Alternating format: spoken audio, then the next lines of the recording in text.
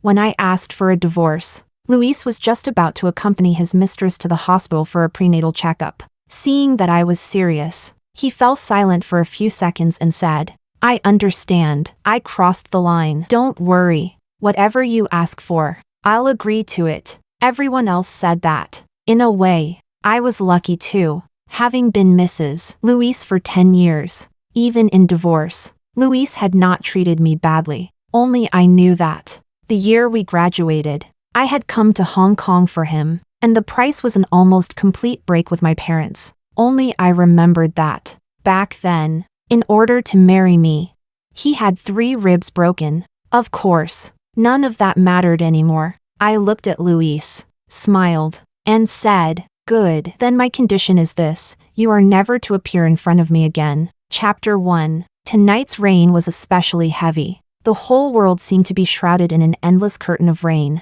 The orange typhoon warning light was flashing over Victoria Harbor. It lit up once every 15 seconds, reminding everyone to prepare for disaster prevention. At this moment, Monica, the housemaid, lifted the packed luggage and said softly, "Ma'am, the wind outside has eased a little. Let's go to the other residence. The driver is already waiting in the parking lot." I gave a quiet hum and turned to glance at the wall clock. It was almost 10:30. Luis still had not come back. When he left during the day, he had told me to wait for him. Now it seemed I probably would not be able to. An hour later, the black Lincoln stopped at the hillside residence. The moment I got out of the car, I saw Luis supporting a girl as they walked out. Her belly was slightly rounded. She wore flats and a loose top, and her eyes were red as if she had been crying. I stood in the rain and lifted my head, meeting Luis's gaze. Monica seemed to be caught up by something and did not get out of the car in time to open an umbrella. The raindrops, as large as beans, poured down. In just a few seconds, more than half my hair was already soaked. Luis frowned slightly, unconsciously let go of the girl, and reached out to cover the top of my head with his hand. His broad palm still carried a trace of warmth, but it was quickly drenched through by the rain. "A typhoon is coming soon. Where are you going?" I lightly brushed his hand away, quickly walked a few steps under the eaves, and asked with a frown. Luis did not answer. He said to the people waiting nearby, "Take Victoria to the hospital first." I understood. No wonder he had dragged things out so late today and was going out again at this hour. She had probably used feeling unwell as an excuse to keep him tied up all day, and now she was making a fuss about going to the hospital for a checkup. Hearing that, the girl clutched tightly at Luis's sleeve, looking as if she were about to cry. In fluent Cantonese, she said hurriedly, "Luis, I don't want to be alone. Go with me." Luis soothed her with one sentence, "Don't be afraid. Go first." I was a little absent-minded, even though I had lived in Hong Kong for 10 years. My Cantonese was still not very good. Usually, Luis rarely spoke Cantonese with me. He always said, "Helen, you came to Hong Kong all alone for me. This isn't your hometown, and there's nothing familiar to you here. You don't have to learn these things for my sake. I'm the one who's wronged you." At this moment, I suddenly realized that the things he had said I did not need to learn were not only his past, but also his everyday life. I let out a murky breath and said to Luis, "I'll go in first. Hurry up. I have something to tell you." After saying that, I walked straight inside. I knew he would stay. As for how long he would stay, I did not care. A few minutes later, Luis sat down on the sofa. He seemed to be thinking about how to explain things to me. In truth, there was no need. I had known this girl for a long time already. She was Victoria, the youngest daughter of one of Luis's father's closest friends. She had just returned from Germany a year ago. The moment she saw Luis for the first time, she fell for him. A girl in her early 20s, once in love, offered herself up like a moth flying into the flame. In just half a year, she had burned through 30% of her family's fortune to serve as fuel for Luis's career. At that time, I had even teased him, saying he was an old cow eating young grass, using his face to swindle the assets of Victoria's family. Looking at it now, maybe this was the curse of love. When someone throws everything they have into love, someone else gets moved. No one can possibly resist it. Just like me, when I met Luis at 17 in a foreign land, when he reached out and protected me, didn't I fall in love too?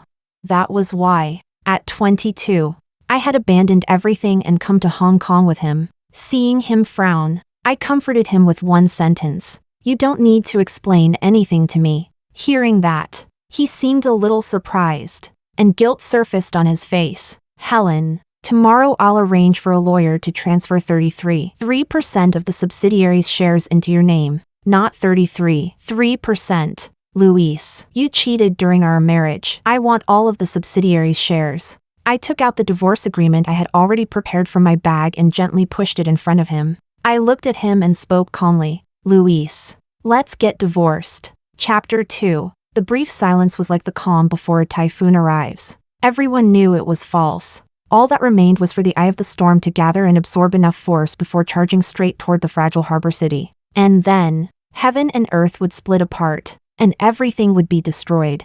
I saw a surge of fierce emotion flash through Luis's eyes. But he was no longer the reckless young man who had once been willing to have 3 ribs broken just to marry me. So after only a moment, that emotion was extinguished completely. Helen, you've made up your mind. It was not a question, but a statement. I nodded. Of course, otherwise, I wouldn't have come here. He paused, as if he understood.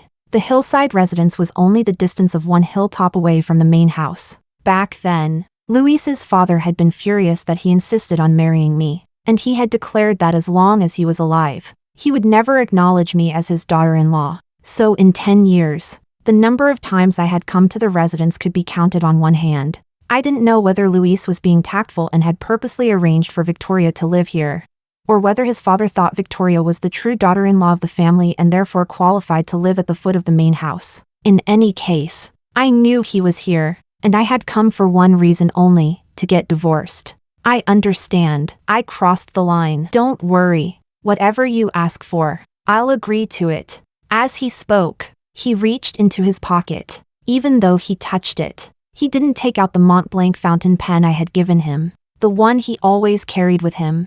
I didn't expose it. I merely handed him another pen at just the right moment. Then I tapped lightly at the agreement and said, I've already signed it. You should sign too. You know me. If it isn't something that belongs to me, I won't ask for it. I was urging him on, indirectly but unmistakably. He gave a low opened the pen cap, and paused for quite a long time. In the end, he still signed his name beside mine. 2024 11/10. Helen, Luis. Once he finished signing, I reached out, took the agreement back, and slipped it into the file folder. One thin sheet of paper, so thin that light could shine through it, and yet it carried the weight of my 10 years. With the divorce agreement in hand, I stood up and walked toward the second floor. Just before turning the corner, I bent slightly and asked him, Is the master bedroom occupied?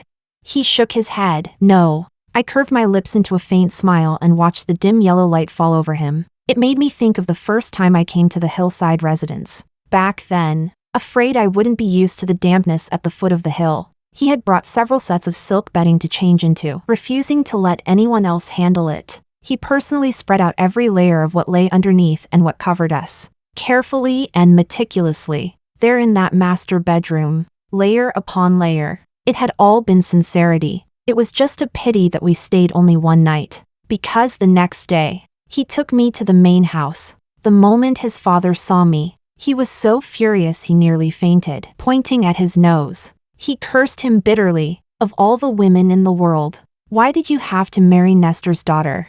I think you're doing this on purpose just to stab at my spine and infuriate me to death.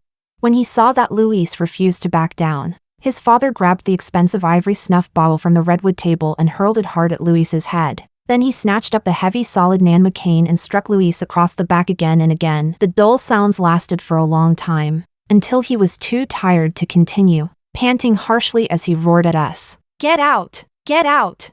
Only then did Luis grit his teeth and force himself upright. His face was deathly pale, and he could barely stand. Still, he held my hand and slowly led me out. Only after we went to the hospital did we learn that he had 3 broken ribs. Even though the pain was so severe he was close to passing out. In front of his father he had never once let go of my hand, and even at the very end he was still saying, word by word, I don't care whose daughter Helen is. In this lifetime, She's the only woman I'll marry. And yet, after only 10 years, before his father had even died, we had already come to an end. In a way, that was a good thing. It was better than his father dying and us still failing to make it. Chapter 3. That night, Luis only stayed for half an hour before leaving. I guess that Victoria had just arrived at the hospital and had already called to urge him. Actually, I truly disliked the hillside residence. But that night, I slept unusually soundly.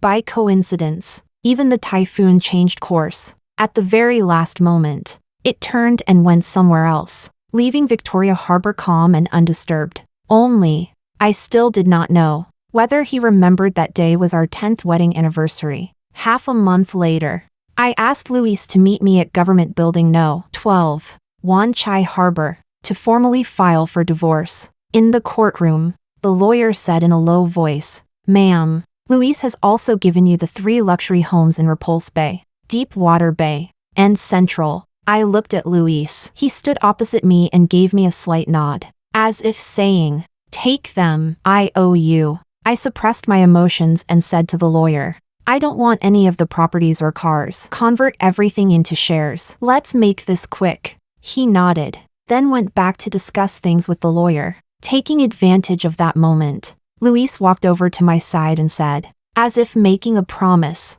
"Don't worry, you'll still receive the company's annual dividends." I smiled. I know, the reason I want the shares is just that. During this past year, I thought of a very interesting way to play this. Seeing me smile, he actually seemed a little more relaxed, and repeated the same words he had said that night. "Fine. As you wish. Whatever you ask for, I'll agree to it."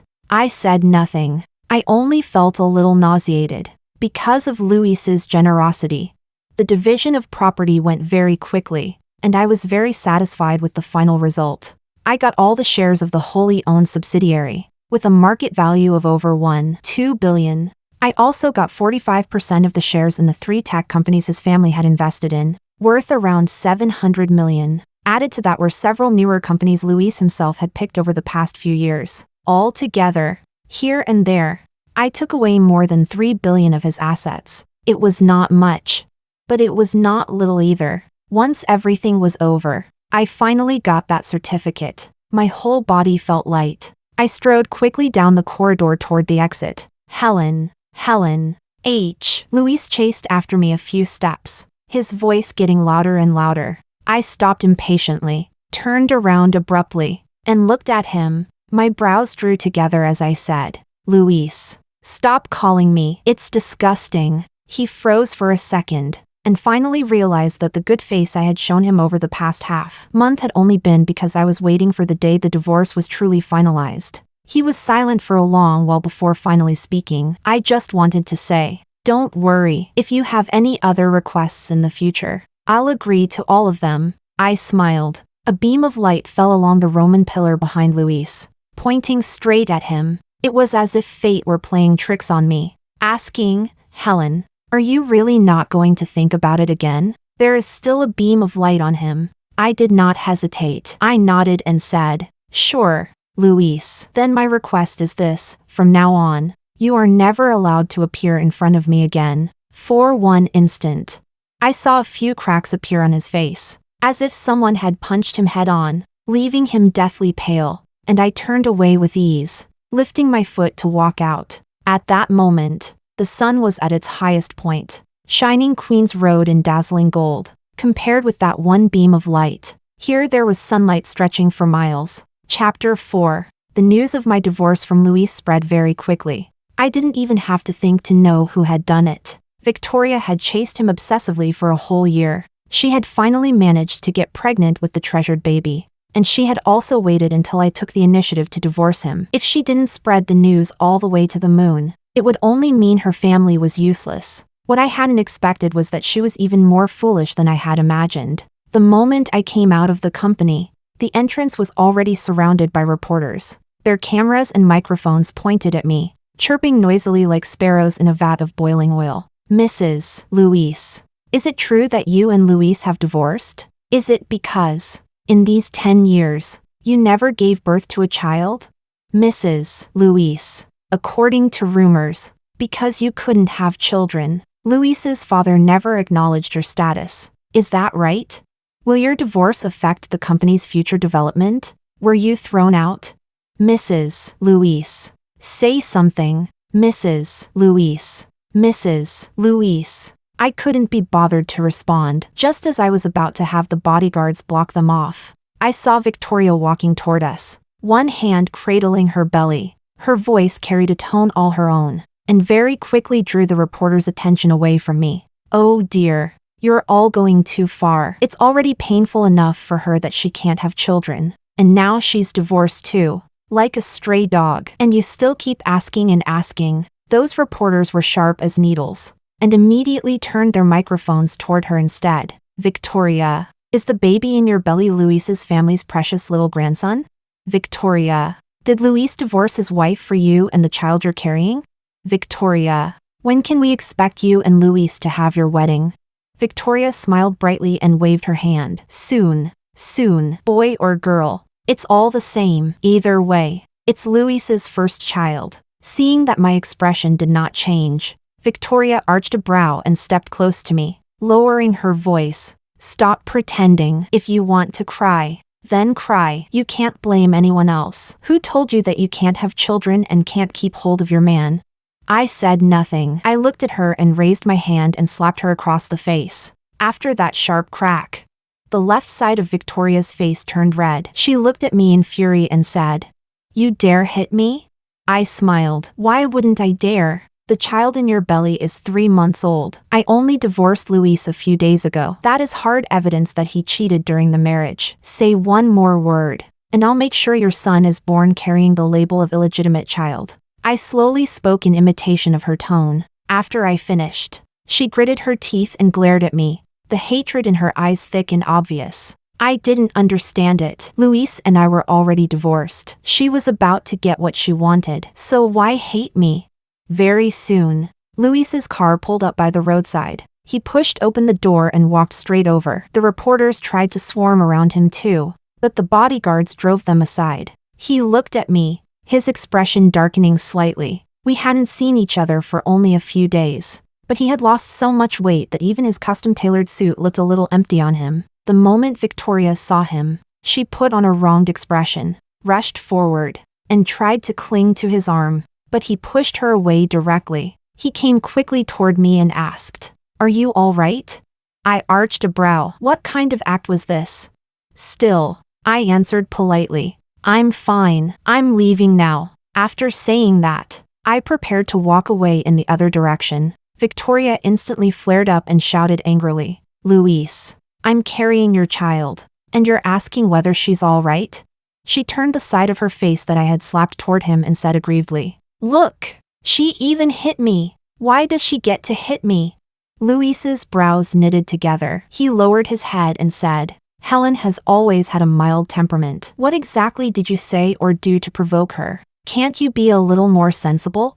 Victoria was scolded so bluntly that she froze where she stood. Meanwhile, he lifted his foot and came after me, saying, Helen, can I call you that?" I gave no clear answer and only asked, "Is there something else?" He paused, then said, "You're leaving Hong Kong?" This morning, I had brought over a team of financial staff from Jingzhou to handle several companies. He had probably guessed that I was leaving. I gave a quiet mem. Then he asked, "When will you come back again?" Before I could answer, Victoria let out a scream. She had clearly been so stunned by what Luis had said earlier that only now did she react. I smiled, my gaze flickering slightly, and said, "When Victoria gives birth, I'll come back to deliver a gift. Luis, when the time comes, how about I give you a grand present?" He lowered his head and fell silent, his mood visibly off. These past years, I had almost never seen him look this gloomy. It reminded me of the first time I met him. At that time, I had just arrived in Los Angeles, unfamiliar with everything. People often mocked me for being a country bumpkin. They stuck chewing gum in my hair and smeared thick glue all over my chair. It wasn't bullying big enough to shock anyone, and it wasn't small enough to ignore. The teachers didn't care either, until one day. A few boys joked that they wanted to take me somewhere fun. They dragged me along, And at the last second, Luis stepped in front of me. He looked up at them and said coldly, "Fuck off." In the end, of course, it turned into a fight. He got hurt, but his expression remained gloomy as he looked at me and said, "From now on, you stick with me." As I carefully applied medicine to his wounds, I nodded. In that single instant, I was struck through. After that day, I became his little shadow, and I learned that he had been thrown abroad alone at the age of 15. Those 2 years overseas had left him with severe depression. At this moment, the feeling was a familiar one. It seemed like he was having an episode again, but I no longer wanted to care. After all, we were already divorced, so I simply pretended not to notice. A few seconds later, he looked at me and said, "All right, then you must come." Chapter 5. A few days later, I returned to Jingzhou. The moment I landed at Jingzhou Capital Airport, I unexpectedly felt a kind of homesick timidity. I remember when I was 22, after graduating from UCLA, I followed Luis to Hong Kong. At first, my parents did not react much, only complaining that once a daughter grows up, she can't be kept at home. But not long after, once they found out who Luis was, they almost decisively ordered me to return to Beijing immediately. At that time, my father, just like Luis's father, was so enraged he was nearly driven to death. He only told me to come back, and not to regret it after truly driving him to his death. I refused, and I did not understand why they would not allow us to be together. So we remained locked in that standoff. It was not until Luis had 3 ribs broken, was hospitalized for over half a year, and still insisted on marrying me, that my mother was finally moved, half forcing and half persuading.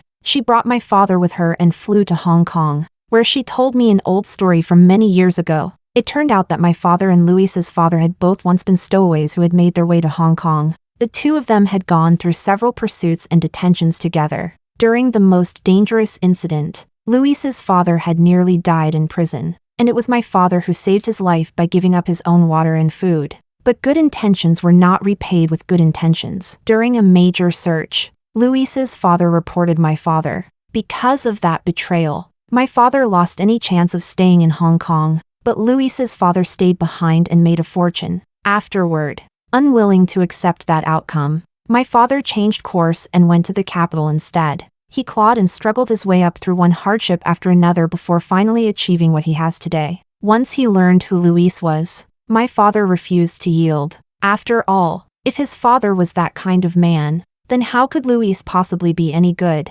Later, my parents wanted to take me away, but I refused to leave. In the end, things escalated until I was almost completely estranged from them. 10 years have passed, and looking back now, whether it was Luis's betrayal and cheating during our marriage, or the fact that we ultimately divorced and went our separate ways, all of it can only be called karma coming full circle, and I, too, brought it upon myself. Chapter 6. Helen? Helen! A voice sounded out, unfamiliar yet carrying a trace of familiarity. I looked up and was a little surprised. I hadn't expected that he would be the one coming to pick me up. The man walking toward me was tall and slender. His fitted dark wool coat fell to his knees, and the black turtleneck underneath made him look especially restrained and ascetic. His brushed suit trousers, in the same color palette, were sharp and perfectly crease-free, paired with a set of derby shoes. His whole bearing was steeped in scholarly elegance. I waved and smiled, greeting him, "Pablo. Long time no see." Pablo, the son of one of my mother's close friends. He was the same age as me, a genius from birth, someone who had never come second in his life, from a family that had valued scholarship for 3 generations. Upright and exemplary to the core, I'd heard that he was now teaching at Peking University, specializing in psychology. He looked a little happy to see me. Reaching out, he took my suitcase for me, then handed me the hand warmer he had already heated in his pocket and said, "It's cold, isn't it? And it's only the beginning of December." Jingzhou has already had one snowfall. Compared to Hong Kong, Jingzhou was indeed much colder. I nodded. "Where are my parents?" They, over the past 2 years, as my parents and I had all grown older, the relationship between us had improved quite a bit compared with the earlier years. Still, back then, I had truly broken my parents' hearts. If they didn't come, I understood. They're both outside in the car. It's too cold, so I didn't let them get out. You'll see them in a moment. Pablo's voice was very pleasant. Standard Beijing speech with a touch of the frankness typical of Northerners, compared with Cantonese. With all its twists and turns, I missed this sound much more. A few minutes later, I sat in the front passenger seat of the SUV, a 5.7-meter Hongqi LS7, imposing and crisp in style. I saw my parents sitting side by side in the back seat. My heart gave several rapid thumps, and in just 1 second, my nose turned sour and I wanted to cry. Before I could speak, my mother leaned forward first. After staring at me for a few moments, her eyes reddened. Helen, you've lost weight. During this time, have you not been eating properly?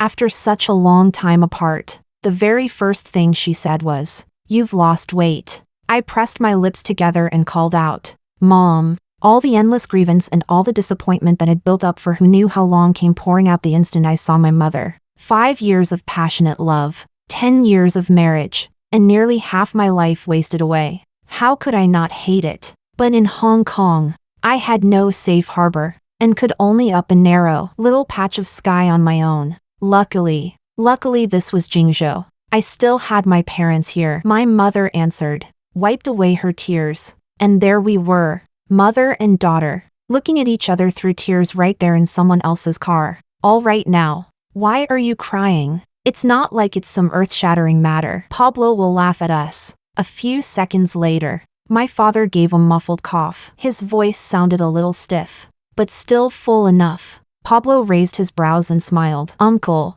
I didn't bring my ears out with me today. I can't hear a thing. With that single sentence, the heavy sorrow in the atmosphere dispersed somewhat. I looked at my father and parted my lips. Dad, my father answered with a low then looked at me deeply and said, "You're back. That's all that matters." Chapter 7. That night, I went back to Wangjing with my parents. Pablo had class the next day, so he drove back to Haidian. This was the same apartment I had lived in before going abroad. By now, my parents had long since bought a bigger and more luxurious home in a better location. But now that I was back, I still wanted to stay here. After taking a shower, I nestled beside my mother and said, "Mom, can I sleep with you tonight?" My father let out a huff. "The moment you come back, you monopolize your mother." Honestly, I laughed and joked. The world's upside down. My father choked on that for a second, but then laughed too. My mother couldn't bear to refuse me, so she nodded. "All right, we mother and daughter can have a talk, and your dad can sleep in the guest room." I chuckled softly, genuinely happy from the bottom of my heart. After my mother and I turned off the lights and lay down, she still couldn't help herself. In a low voice, she asked, "So you and really divorced?" As if she was afraid saying his name would make me sad. She glossed over it vaguely. I gave a quiet hum. "We divorced. I got quite a lot of money from him." My mother pinched me lightly. "You child, a husband and wife are one body. What was his was yours to begin with. Besides, he was far too outrageous. He should have been the one to leave with nothing. That whole family is rotten to the core." Listening to my mother scold him in near outrage, I smiled and said, "Exactly. Mom, you and Dad really were better judges of character. I was the blind one. I do regret wasting so much time. If back then, if I had gone with my parents, would things have turned out differently?" The moment those words fell, my mother went silent. Only after a long while did she say, "Who hasn't had their judgment clouded before? It wasn't wasted. There's no road in life you walk for nothing. Every step counts. It's precisely because of those 10-odd years that you are who you are now." A tear slipped down my face in the dark. My mother didn't blame me, and that only made me feel even more foolish. I had actually been so certain that Luis would only ever love me. A few seconds later, my mother sat up and clicked her tongue. "If you ask me, Pablo is a good young man. Yes, he got married and divorced. But that child," I couldn't help laughing. That topic shift was a little too fast. "Mom, I know Pablo is a good person, but you can't just force it. Besides, he doesn't even like." "Who says that? He's liked you for years. If you hadn't run off to Hong Kong after Luis and gotten married, he wouldn't have suffered so much that he listened to his mother and got married too. And then he divorced in less than half a year and hasn't remarried since. I froze. Looking back over the years I had known Pablo, he really had liked following me around. When I was 15, I rode my motorcycle out of an alley and couldn't brake in time, crashing head-on into a bridge pillar. My knees hit the ground and were all bloody. Pablo didn't hesitate for a second. He threw down his bike, rushed over, and scooped me up in one go. A man who was usually as calm as a block of wood was now running around like a headless fly, muttering under his breath, "Don't be afraid. Don't be afraid. We're going to the hospital. The hospital. Where's the hospital?" I almost wanted to laugh. Coming back to myself, I saw my mother staring at me. I turned over and said, "Nothing like that. Don't worry about it. I'm not planning to get married again. Sleep. Sleep." My mother gave an "oh," and before going to sleep, still reminded me to think about it again. Chapter 8. A full week of rainy weather in a row. Even though the typhoon had not made landfall, it still brought its effects. At the private hospital in central Hong Kong, Victoria's voice was shrill and piercing. "I don't care. Get him here right now. I want to see Luis. He can't treat me like this." Luis rubbed his brow, feeling only that, ever since Helen left, he had become more and more exhausted. "Stop shouting. I'm here," he said from the doorway of the hospital room. The moment Victoria saw him, tears streamed down in strings, cradling her belly. She rushed out of bed, not even having time to put on her shoes. "Luis, I know I was wrong. I shouldn't have made such a scene and let everyone know you and Helen got divorced. I didn't know it would affect the company." The scene Victoria made that day outside the company spread very quickly. Before long, the parent company's stock price began falling again and again. Luis knew very well that this matter was not only the result of media hype. Helen had made her move. After returning to Jingzhou, she sold all her shares to Guangting. Guangting was her father's company, and its influence was even more astonishing than he had imagined. In just one short week, Helen used Guangting to force the parent company into a corner. If they did not want the subsidiary and several other companies to completely become Guangting's Hong Kong branch companies, they had no choice but to buy the shares back at a high price. If they refused to buy them back, then with Guangting's capabilities, it would only be a matter of time before all the companies were swallowed up. And after that, it would be the parent company's turn. If the parent company changed hands, his father would probably die of rage on the spot. Luis drew in a breath of cold air. So the interesting game she had mentioned was to make him, and the company, do exactly what Victoria had done this past year, offer themselves up as a sacrifice, burning their assets to serve as fuel for Guangting. What a steady, precise, ruthless method. Then he shook his head in thought. As expected of her, he still remembered that year, when she was only 17. Once she had gotten familiar with the environment at his side, she began slaughtering everything in her path. In one competition, she alone withstood pressure from 14 teams and several mentors who looked down on Chinese people, using the last $500 they had as startup capital.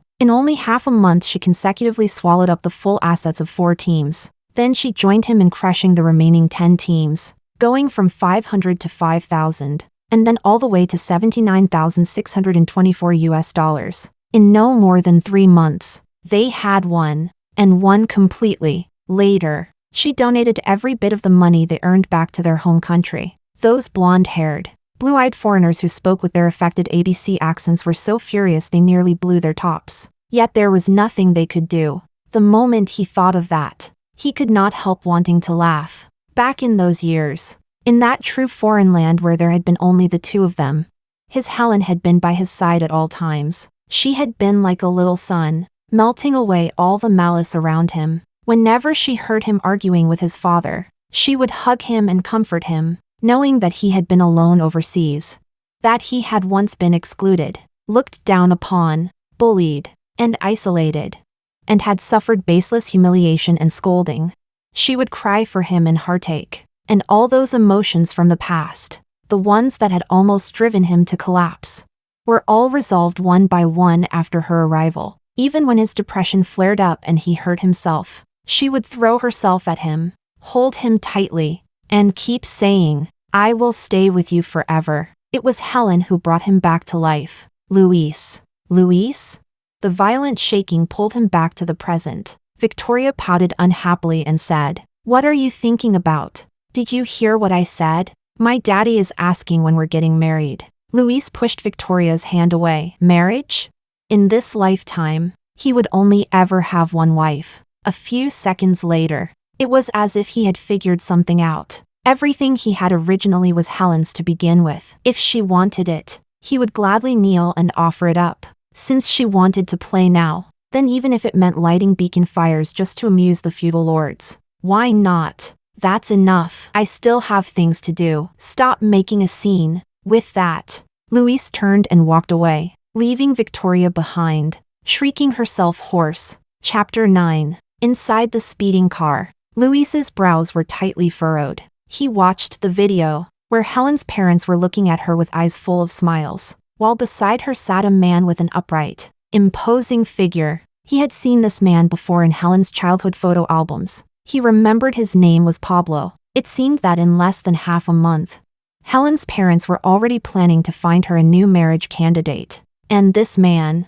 clearly, liked Helen very much. A few seconds later, Luis closed his eyes and thought. He had been wrong. He had assumed that even after the divorce, he would still be capable of keeping her by his side. Though he had signed the papers, he had only wanted to ease the hatred in her heart for a while. After all, they had been together for more than 10 years. She was so soft-hearted, surely she would forgive him in the end. But now, he suddenly felt afraid. In truth, whether it was Guangting or Jingzhou, what he feared most was still her parents. 10 years ago, Helen had been willing to abandon everything for him and run to Hong Kong, but now that she had returned to Jingzhou, getting her to head south alone again was likely impossible. When he opened his eyes again, a look of determination flashed across Luis's face. He took out his phone and made a call. "Release the shares. Book me the earliest flight to Jingzhou. The faster the better." Chapter 10. Helen. Good morning. I have one piece of good news and one piece of even better news. Which one do you want to hear first? During this period, I entered Guangting, bringing with me 3 billion as capital. No one could say a word against it. The one speaking to me right now was Zoe, the secretary my father had arranged for me. At 25, with both bachelor's and master's degrees from Peking University, she had been recruited into Guangting the moment she graduated. Having her work as my secretary was a bit of a waste of talent. I smiled and said, "Tell me the good news first." Her eyes sparkled. "This morning, Mr. Pablo sent flowers again. He said he just happened to be passing by. But I don't buy it. The bouquet style looks like it came from that old shop in the west of the city. TSK. That's dozens of kilometers round trip. Only then did I notice the bouquet of rose mallows on the wide desk. Pink tinged with soft white. Not many, 11 stems, symbolizing faith and waiting. I raised a brow and asked calmly, "And the even better news?"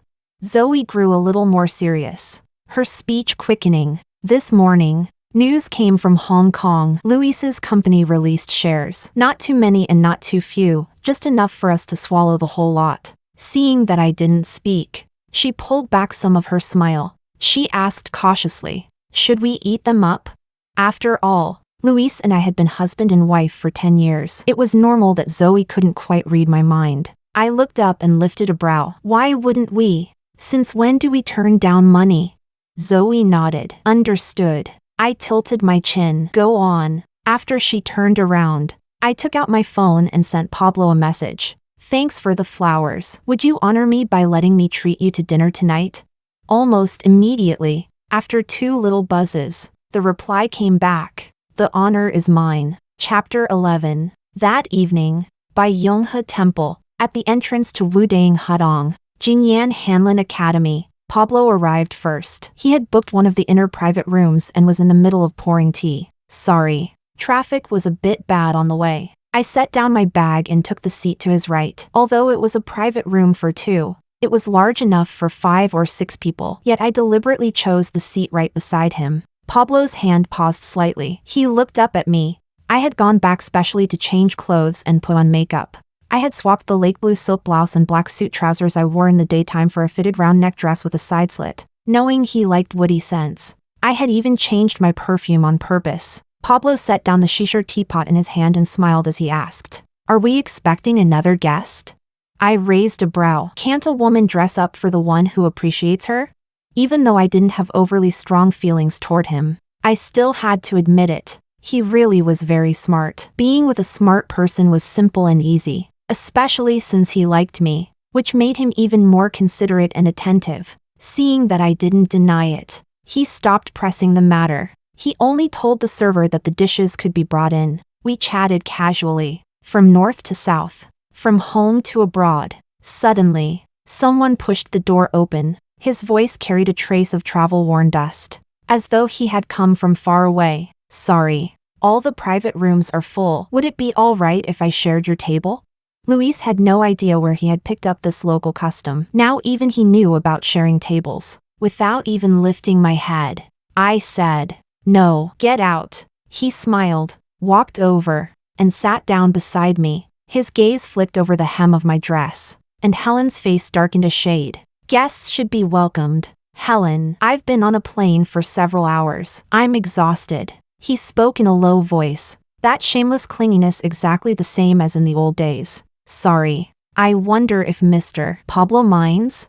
It was as if Luis had only just noticed Pablo. With a smile that didn't reach his eyes, he asked the question. Pablo looked at me and smiled as he said, "I don't mind, but we've already finished eating. If Mr. Luis is hungry, you can always order a few more dishes for this table. These are leftovers. After all, if you eat them, they'll probably be hard to digest." I raised a brow. Pablo was more aggressive than I had imagined. After saying that, he stood up and held out his hand to me. I didn't hesitate before taking it. Using his strength to rise to my feet, the two of us leaned close together, our distance already far beyond the safe boundary between ordinary friends. In just an instant, Luis's face darkened. He reached out to block us and said, "Helen, come home with me." I couldn't help smiling a little and asked back, "Go home? Go back where? This is my home." "Do you mean you want me to go back to Hong Kong with you? That is your home,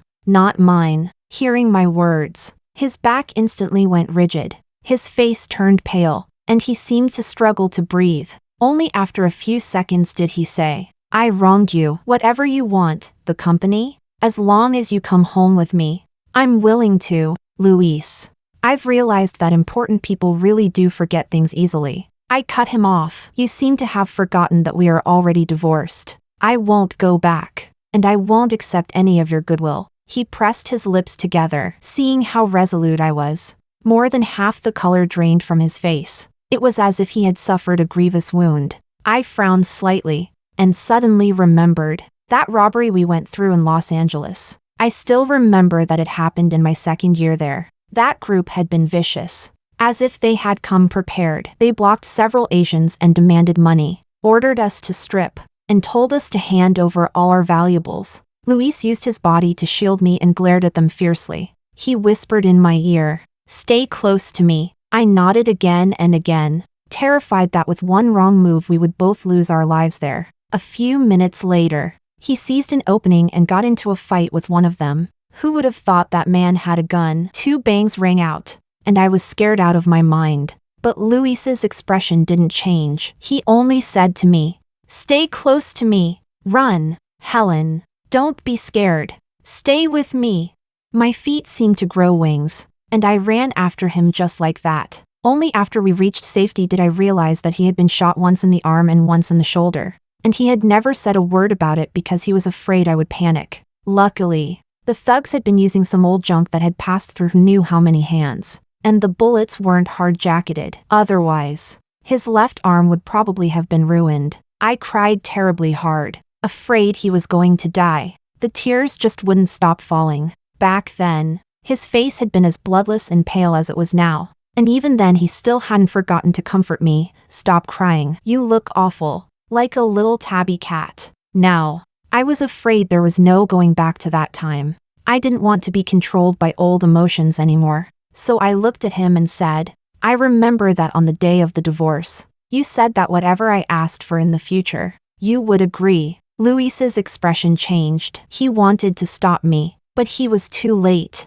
"I want you never to appear in front of me again for the rest of your life." I said that sentence twice, each time more serious than the last, each time more final. After I said it, I leaned against Pablo and said softly, "Luis, I'm going to try things with someone else. Don't come looking for me again. I'm going to start a new life." In that single instant, heaven and earth collapsed, and all things were destroyed. At that moment, Luis was like a fragile city ravaged by a typhoon. When he blinked, a tear actually fell. He opened his mouth, but all I could vaguely hear were a few words. "Don't do this. Don't do this to me, Helen." He had thrown everything away, sacrificing the family company, all just to beg for my forgiveness and bring me home. And yet I was standing here, holding someone else's hand, telling him that I was going to begin a new life. I didn't look at him again. I turned and left with Pablo. I knew he had always been gambling on my soft heart, whether it was the divorce or his relapses. But what had I done wrong? To be treated like this by him? I was unwilling to accept it, and I hated him. I hated how well he had treated me in the beginning, and I hated how now he had ruined everything. Chapter 12. Luis fell ill. He had always been stubborn. The extreme psychological illness he suffered from was triggered into relapse by my provocation. He spent his days in a daze, and it had already grown so severe that he could no longer feed himself. He could only rely on those cold medical machines to keep his vital signs going. The family business had also fallen into chaos. Guangting took the opportunity to swallow up a large number of shares and became the second largest shareholder after Luis. I heard that when Luis's father found out, he collapsed on the spot and was rushed into emergency care. Father and son both fell ill, and without someone stepping in to hold things together, the company would probably perish. In the end, it was actually Victoria who went to plead before her father, using her own life and the child in her womb as leverage. She forced him to invest money and effort. What a foolish girl, and what a pity that all parents love their children so deeply. In less than a month, Victoria's family business had half its life drained away, while Luis's company still remained half dead. The one that quietly and openly swallowed up all the shares on the market and came away with overflowing profits was Guangting. It was me. To make one mistake could be called a moment of clouded judgment. To make the same mistake a second time would be sheer stupidity. Just as Luis's family company was about to collapse like dry wood, to become nourishment for Guangting once and for all, and just as Luis himself was about to burn out completely, Luis's father came to Jingzhou and begged before my parents. He had only just come out of the hospital. His hair was completely white, and he trembled as he stood there, looking as though he did not have much time left. Now, before my father, he bent deeply at the waist, looking as if he had aged more than 20 years. A few seconds later, he actually dropped to his knees and cried out hoarsely, "Nestor,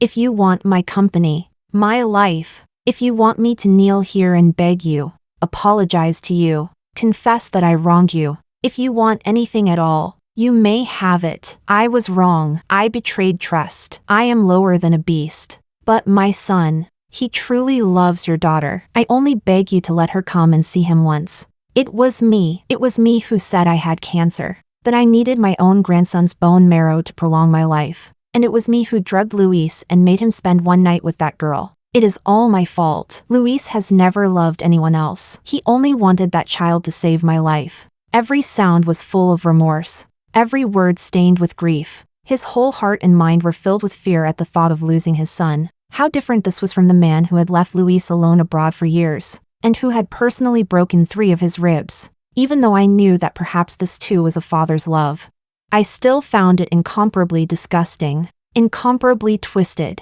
Even with him kneeling and begging, my father did not agree on my behalf. He wanted me to make the decision myself. He only had someone send the old man to the hospital where Luis was, and then gave orders to find the best doctors available. I knew my father was afraid that if I chose to turn back and walk the road with Luis again, then under no circumstances could Luis's father die because of me. When parents love their child, they make plans that reach far into the future. But my mother could not bear it. Pressing her hand to her chest, she kept asking me, "Helen, what do you think?" I let out a long breath and said, "I'll go see him." Chapter 13. In the hospital, Luis was unusually clear-headed. He had just seen his father, his hair completely white, with not even half the aura of the old formidable patriarch left. It was all his fault. One misstep, and the hatred of a lifetime followed. He had harmed himself, and harmed his father too. At this moment, he still did not know that his father's cancer was a lie. All he knew was that, very soon, Helen was coming to see him. Half an hour later, I knocked on the hospital room door. Luis's eyes filled with joy. But the moment he saw Pablo behind me, they darkened. Still, he no longer dared put on airs. Propping himself halfway up, he said, "Helen, you came to see me." I nodded and said to him, "I came to tell you two things. If you can survive them, then live. If you can't, then dying is fine too." Luis's face was pale, yet he still forced out a smile and said, "I can survive it, as long as you're by my side." I did not respond to that. I went straight to the point. "Your father doesn't have cancer. You don't need to worry that he'll die from illness. Though then again, who knows? Maybe he still might." He froze for only a second before understanding. His lips trembled slightly as he said, "So that night," I gave a quiet hum. "Your father drugged you." He lowered his head, looking both pained and helpless. I continued, "It's a good thing your father doesn't have cancer. If he did, Victoria's child still wouldn't have saved him, because that child isn't yours. In 10 years of marriage, the one who couldn't have children wasn't me." His face turned even paler, and he immediately understood why I was telling him these two things. He looked at me and said, "Helen, I wasn't." "I know." I cut him off. "Of course you weren't with Victoria because I couldn't have children. You were caught in your father's scheme. And you believed him. You wanted to keep that child's bone marrow to save him. But Luis, I don't believe you were really so stupid that you would simply believe your father the moment he said he had cancer." I lifted my eyes to him. "You wanted to save your father. Yes. But you also wanted a child of your own. Even if you won't admit it. I know you too well. You didn't go verify whether your father truly had cancer because you wanted to use this chance to keep that child. You were going with the flow. You were waiting for the child to be born so that I would accept it. After all, in your mind, I couldn't have children, right? Luis, you didn't just betray me and betray our marriage. You insulted my intelligence, trampled on my dignity, and even betrayed the love I had for you. So my divorce from you wasn't a fit of anger. I was serious. Do you understand that?" I did not expect that the moment I finished speaking, Luis would faint. Within half an hour, 2 critical condition notices were issued for him. I stood outside the ICU, frowning. Then, looking at Pablo, who had come with me, a thought struck me, and I asked, "You're a psychology expert. Do you think?" He nodded. "It's real. Mental illness is the hardest to treat. If the patient has no will to live, the organs fail very quickly. There have already been many prior clinical cases. What you just said was enough to make him lose all reason to keep living. That's why I came, to help you see whether it was real or not. I think he may really die very soon." I was silent for a few seconds, then asked, "Then He shook his head. "It doesn't count, not even as negligent homicide."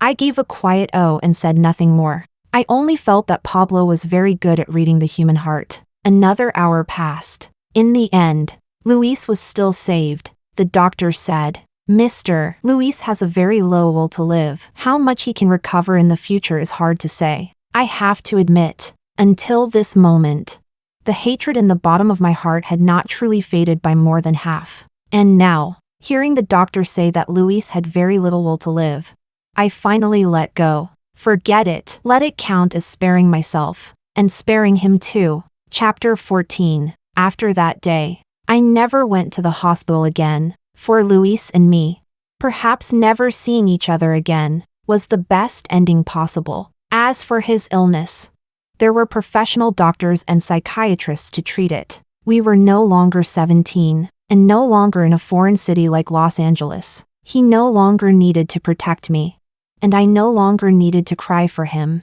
Later, I heard people say that Luis's father ultimately did not make it and died of illness. And because of his father's death, Luis finally came to his senses a little. After returning to Hong Kong, he sold off the family business and went to Los Angeles. As for Victoria, not only did she not get the wedding she had been waiting for, She also miscarried and was left half-crippled by illness. Only after her family business was dragged down did she begin to feel regret. And none of that had anything to do with me anymore. In the blink of an eye, it was already February, and the new year was almost here. Everywhere in Jingzhou was overflowing with the atmosphere of the holiday. Although I had grown up here, if I really counted it up, it had already been more than 10 years since I had properly wandered around the city. So I suggested going out and strolling around. But my parents had been in Jingzhou for a long time already. One waved a hand and refused, saying, "No interest." The other nudged me and said, "Have Pablo go with you." I was just thinking that maybe I should forget it, and if nothing else, go walk around by myself. But to my surprise, Pablo had already received my mother's orders, and the very next day he was waiting downstairs in Wangjing. Over those few days, we went to many places, mostly all kinds of little alleys. Nanluo Guxiang, Bailuo Guxiang, Yendai Xijie, Qianmen Street. Everywhere was filled with Jingzhou's unique sense of ease and leisure. The 100-year-old Chinese ash trees lining both sides of the alleys swayed with golden leaves. And everywhere I looked were gray brick and black tile courtyard houses. An old man walked by carrying a birdcage, humming little snippets of Peking opera. As we passed through, I saw a persimmon tree from some unknown household, hung all over with red, lantern-like fruits. So many of them, plump and full, and yet no one picked them. They were left there for the birds flying overhead to peck at, until they dropped with a soft splat onto the ground. In Hong Kong, every inch of land costs a fortune. Even up on Victoria Peak, there is not the slightest bit of ease. Everyone is always rushing forward, forgetting the road they came from. I stared at that persimmon tree until I was completely absorbed, and only when Pablo spoke and told me to wait a moment, saying he'd be right back, did I come back to myself. I gave a quiet hum and told him to go ahead, and I kept walking slowly, looking around as I waited for him. A few minutes later, Pablo came back holding out a simple bouquet made of persimmons. The scent of fruit mixed with the smell of roasted peanuts drifted toward me, and attached to it was a square piece of white paper with the words, "Good persimmons, good peanuts." I raised a brow, a little pleasantly surprised. "You picked them from someone's house?" He nodded.